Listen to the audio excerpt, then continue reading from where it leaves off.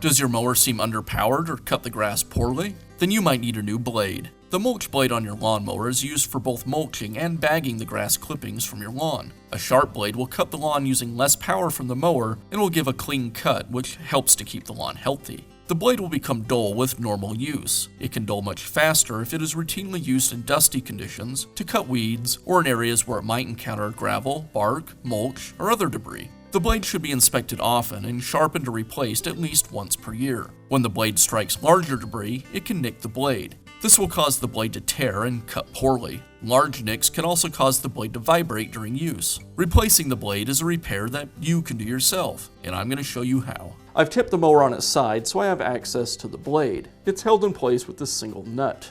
I'll bind up the blade with a piece of scrap wood. That way it can't turn while I'm rotating the nut. And I'll use a ratchet wrench to remove it.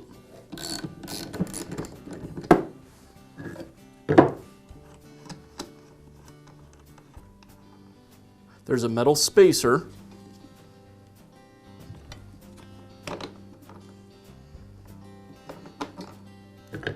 the insulator, and then the blade will pull away from the fan.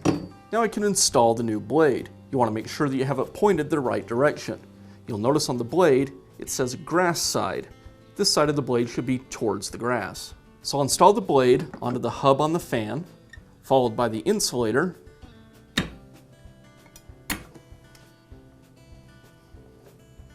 and the metal spacer.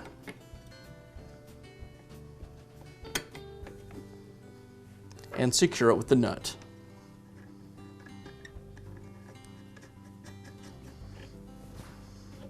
And again, I'll use my piece of scrap wood to help me tighten this up.